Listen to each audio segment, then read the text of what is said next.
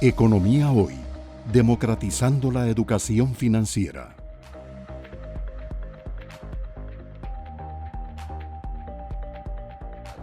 Según la Caja Costarricense del Seguro Social, el parque empresarial que se llama el número de patronos formales debidamente registrados en la Caja, en este momento son 70,000 patronos que generan empleo a 1.700.000 personas.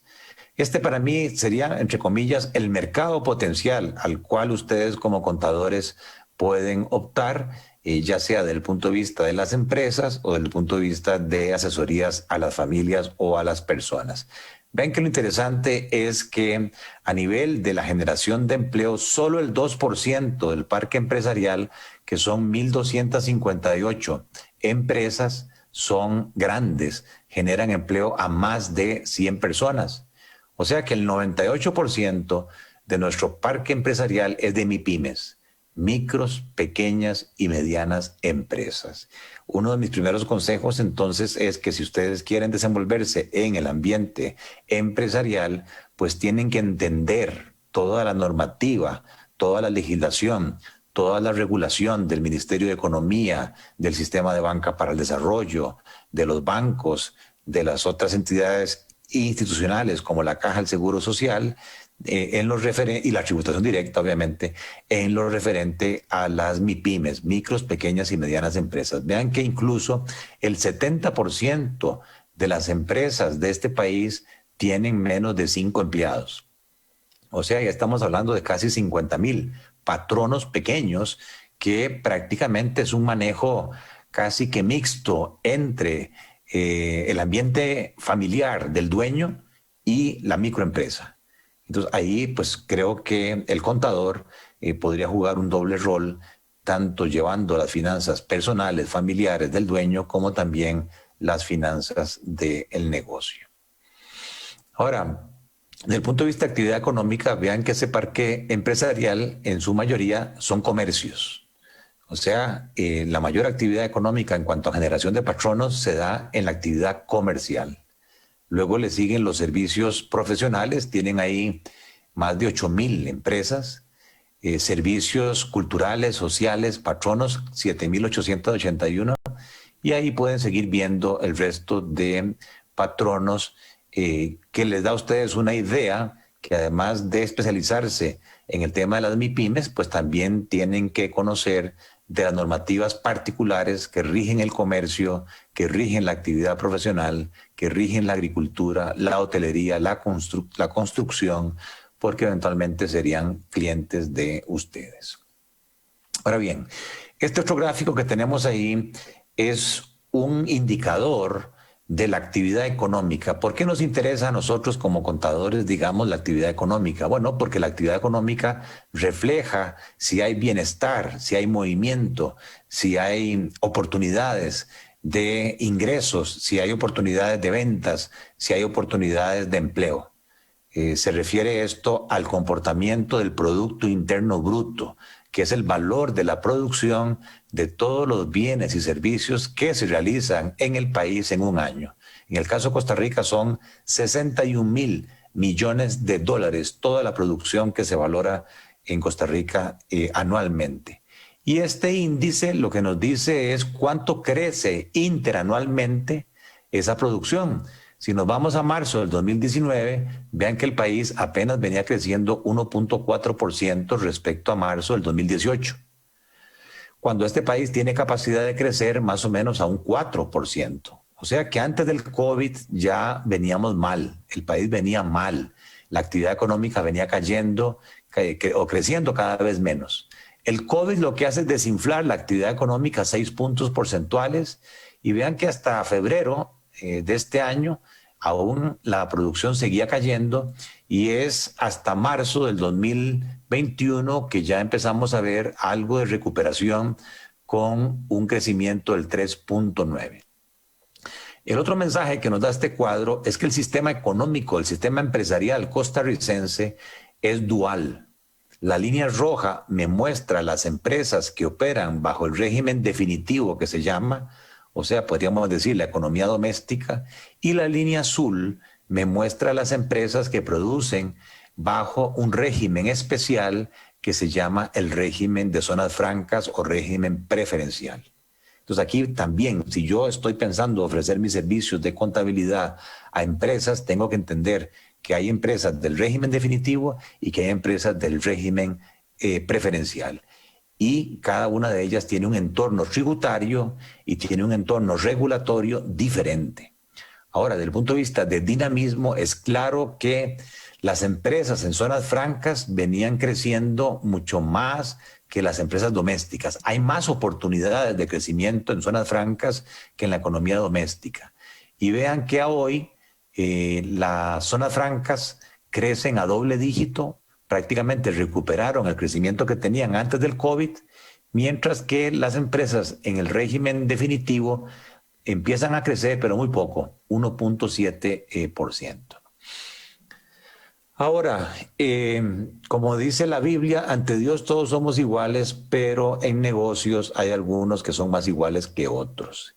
Y esto es lo que este gráfico trata de transmitir.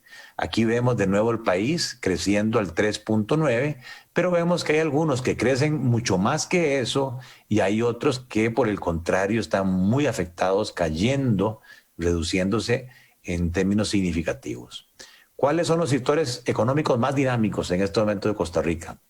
La fabricación de instrumentos de la vida, insumos de la vida, para la industria médica. Aquí estamos hablando de catéteres, válvulas de corazón, estamos hablando de stents coronarios, estamos hablando de prótesis. O sea, son equipos médicos de alta precisión. Crecen al 20%. Y sobre todo en la zona franca, el Coyol de Alajuela. Hay un nicho de producción muy interesante. Luego está el resto de la industria de zonas francas que crece muy bien al 16,5%. Tenemos el comercio de materiales de la construcción, tenemos el comercio de materiales eléctricos para el hogar, tenemos la agricultura local, el comercio de alimentos y la construcción pública. Pero si nos vamos a los sectores más afectados, está la hotelería y restaurantes que siguen cayendo al 18,5%. La construcción privada, el comercio de vehículos, el resto de actividades económicas, la actividad ganadera, pecuaria. Entonces ustedes pueden ir viendo, ¿verdad?, cuáles sectores crecen más y ofrecen más oportunidades respecto a otros que están en una condición más difícil. Y no por eso, aunque estén en una condición difícil, no es que no necesiten de asesoría contable. Claro que sí necesitan de asesoría contable urgente para poder manejar y dar la información del flujo de caja, del negocio y de las proyecciones que se puedan hacer hacia adelante en cuanto a estados financieros pro forma para poder acceder a los bancos. Aquí está la información sectorial de lo que el Banco Central está previendo. Primero nos decían que en el 2021 el país iba a crecer 2.6, ahora se revisó hacia arriba, el país va a crecer 2.9, pero vean que el crecimiento no es igual, ¿verdad? Es un crecimiento desigual. Hay sectores que van a crecer muy bien, como la industria, hay sectores como el de banca y seguros, pero hay otros sectores, de nuevo, hoteles y restaurantes que siguen cayendo, o el sector de comercio y transportes que muestran tasas de crecimiento y construcción relativamente menores. Y esto se traduce lamentablemente en, al haber poca actividad económica, un alto desempleo. El 18.7% de nuestra fuerza laboral está desempleada. Son alrededor de 458,000 personas como nosotros que lamentablemente no tienen un ingreso. Y esas personas necesitan ubicarse para tener una vida digna. Pero aparte de eso, hay otro fenómeno que se llama el desempleo invisible o el subempleo, que son personas a las cuales se les ha reducido la jornada laboral. O sea, trabajan menos de 40 horas por semana. Ahí estamos hablando de 326,000 personas más emproblemadas. O sea que entre desempleo y subempleo tenemos casi 800,000 costarricenses afectados con ingresos laborales.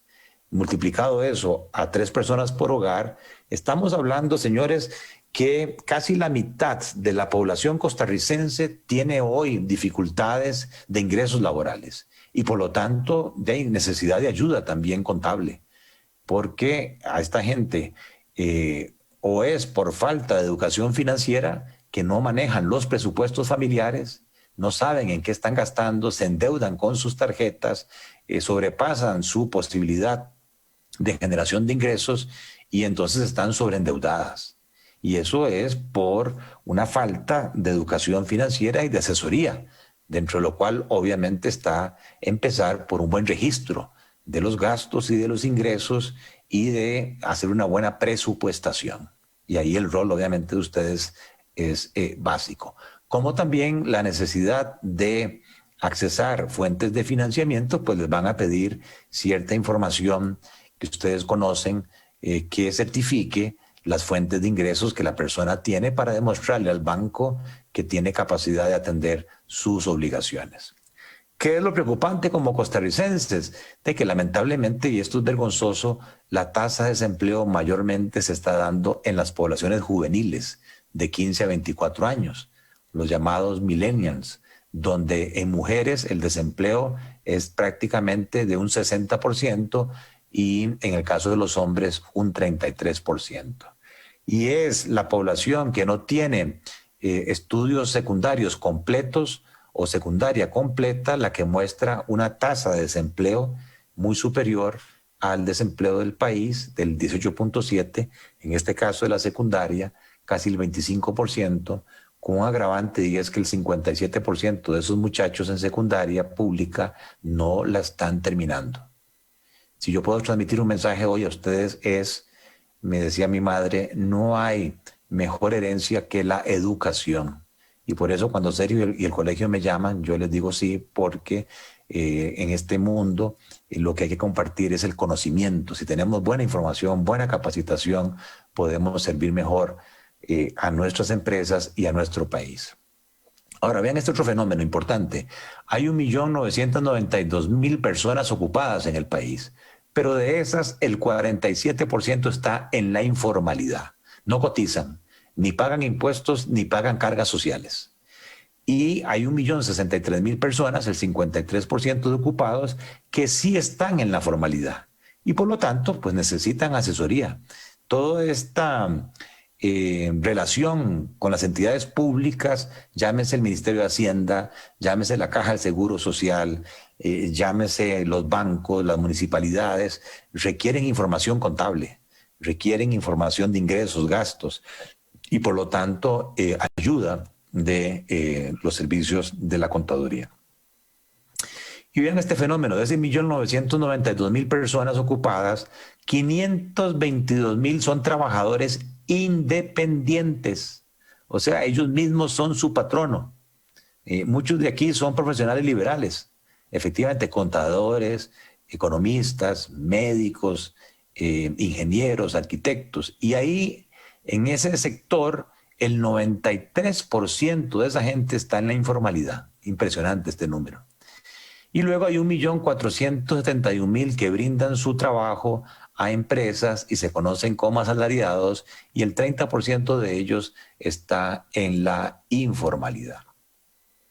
Ahora, si vemos esto por sector de actividad económica, vean que en el sector primario, dígase agricultura, el 61% del empleo ahí es informal. En la parte industrial, que es el sector secundario, el 48% del empleo es informal.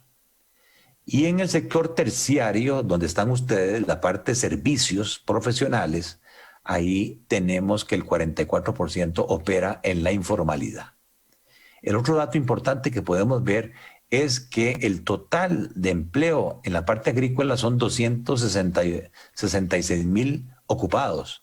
En la parte industrial, 365.000. O sea, ya los servicios se constituyen hoy en Costa Rica en el principal originador del empleo con prácticamente 1.400.000 personas empleadas en servicios. Muy importante para efectos de ustedes. Las personas tienen deudas. Todos requerimos deudas para financiar nuestras casas, nuestros vehículos, nuestro consumo, lo mismo que las empresas. Y claro, con esta pandemia que nadie preveía, la sufrida de caída de ventas, como veíamos antes, es de tal magnitud que todos los meses ha obligado que un porcentaje del crédito total de este país, que son casi 40.000 millones de dólares, las personas y las empresas hayan tenido que ir a los bancos a pedir refinanciamientos, a pedir cambio de condiciones. Y ahí es importantísimo la asesoría y los servicios de ustedes. Yo que fui banquero durante casi 30 años, no hay mejor carta de presentación ante un banco que llevar estados financieros presentables.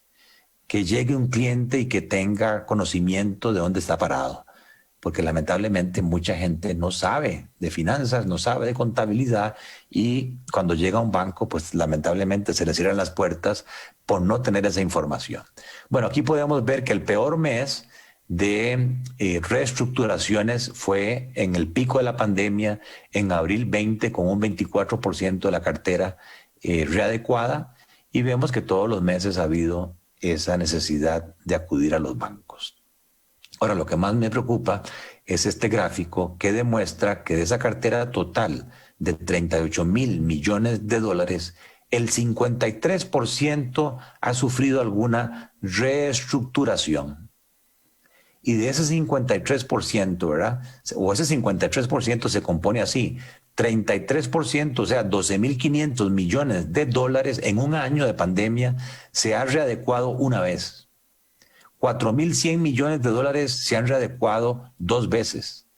1.700 millones de dólares se han readecuado 3 veces. Y 1.800 millones de dólares llevan ya más de 3 refinanciamientos en un año. O sea, señores, la gravedad de la crisis bancaria, financiera, de las empresas y de las personas ha llevado a que en este momento el 5% del crédito, lo que nos está diciendo esto, que has tenido que ir al banco más de 3 veces en un año para pedir refinanciamientos, de ahí muy posiblemente ya no es un problema de liquidez, estamos hablando de un problema de insolvencia. Y muy posiblemente los bancos van a tener que empezar a hacer reservas para cubrir esta cartera de 1.800 millones que no se va a poder recuperar. Entonces ahí tenemos también una bomba de tiempo. Y la otra función de ustedes es que hay una ley, la ley del Sistema de Banca para el Desarrollo, que son recursos para micros, pequeñas y medianas empresas, y que para accesar el Sistema de Banca para el Desarrollo hay que cumplir una serie de requisitos, dentro de los cuales está la información financiera contable. Bueno, vean la foto. Ese Sistema de Banca para el Desarrollo se compone de 4 fondos: el FONADE, el Fondo de Crédito para el Desarrollo, el Fondo de Financiamiento para el Desarrollo y el artículo de 59, inciso 2 de la Ley del Sistema Bancario Nacional. En total son 1.400 millones de dólares. Y de eso se ha colocado en crédito a MIPYMES 800 millones. Pero de créditos comprometidos no desembolsados todavía hay disponibles 180 millones. Disponibilidad para crédito MIPYMES 186 millones de dólares y disponibilidad para avales 59. Si sumamos estos 3, nos da que hoy el Sistema de Banca para el Desarrollo tiene recursos, tiene más de 400 millones de dólares para ser prestados a MIPYMES a tasa básica pasiva o a la tasa del 3% en dólares.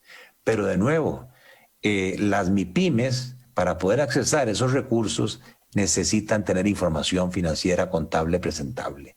Y ahí hay un mercado potencial que ustedes deberían aprovechar. Y ahora voy a entrar a las finanzas públicas ya para ir terminando. Tenemos una situación fiscal crítica donde el presupuesto del gobierno es para gastos de 19.000 millones de dólares y los impuestos que recauda el gobierno apenas le dan para 8.600 millones de dólares. O sea, estamos hablando de un faltante, de un hueco fiscal anual. Ustedes que son contadores, vean la magnitud: 10.500 millones de dólares que tienen que financiarse en un año. Financiar esto internamente es imposible y por eso el país está acudiendo a la búsqueda de un acuerdo con el Fondo Monetario Internacional, buscando una facilidad que se llama de crédito ampliada. No para obtener solamente recursos del Fondo Monetario, que nos va a dar 1.775 millones de dólares en 3 años, sino que el Fondo Monetario Internacional le genera a los inversionistas confianza, credibilidad. Y con base en eso, las agencias multilaterales como el BID, el Banco Mundial, el Banco Centroamericano, la Corporación Andina de Fomento, sí nos prestarían cerca de 3.000 y resto millones de dólares. Y de ahí entonces la importancia de entender de qué trata este acuerdo con el Fondo Monetario Internacional. Bueno, antes de eso es importante que ustedes se ubiquen en ese gasto total del gobierno de 19.000 millones de dólares. Vean que el 25% se va en salarios, el 25% se va en transferencias, donde lo principal son pensiones con cargo al presupuesto, el 24% se va en amortizaciones de créditos pasados y en intereses de la deuda el 18%. Si sumamos hasta acá, casi el 92% de ese gasto, ¿verdad?, se ha ido en rubros que no incluyen los gastos de infraestructura. O sea, lo que el gobierno debería gastar en carreteras, en muelles, en puertos, aeropuertos, hospitales, escuelas, que es lo que nos da la diferencia. O sea que nuestro presupuesto se está comprometiendo en servicio a la deuda, en salarios y en pensiones. Entonces, obviamente, esto es un problema. Esto no es sostenible porque esta diferencia se ha venido financiando con deuda. Y ya el nivel de apalancamiento del gobierno este año 2021 va a llegar a un 80% del Producto Interno Bruto. Y eso es muy alto. Ahora, de acuerdo con el Banco Mundial, hay un documento en la página del Banco Mundial que se llama Paying Taxes, pagando impuestos, que es un índice que mide el grado de facilidad para pagar impuestos. Vean que el país donde es más sencillo, incluso se paga digitalmente, se llenan las declaraciones de manera digital, electrónica, que ustedes conocen, es Singapur, ¿verdad? Singapur tiene una puntuación de un máximo de 100, saca una nota de 92 de facilidad para pagar impuestos. Nosotros nos ubicamos en la posición intermedia con una nota de 78. Y el país donde es más difícil pagar impuestos es Venezuela y le sigue Brasil. Pero lo más preocupante es que la tasa de impuestos corporativa en Costa Rica, incluyendo cargas sociales, antes de la reforma de la ley 9635, que esa ley ustedes tienen que manejarla al detalle, los 4 capítulos, la ley de fortalecimiento de las finanzas públicas, antes de eso, la tasa promedio efectiva en Costa Rica de impuestos era de un 58%. Entonces, claro que aquí se requiere asesoría contable, fiscal, tributaria, para ver cómo una empresa maneja su contabilidad, sus estados financieros para cumplir. Aparte de que hay más de 100 impuestos en el país, es muy difícil pagar impuestos en Costa Rica y uno no puede arriesgar su reputación atrasándose en el pago de un impuesto. Esto es el déficit financiero, la diferencia de ingresos y gastos. Vean que el año pasado fue de 8.6 y si le quitamos los gastos de intereses, pasamos al déficit primario, que fue de 3.9 y solamente en intereses se va a 4.7 del PIB. Pero si el acuerdo con el fondo se aprueba, vean que el déficit empieza a caer de 8.6 a 5.8 y el primario de 3.9 pasaría a 0.3 y ya en el 2023 se esperaría que el país tenga un superávit de 1% del Producto Interno Bruto.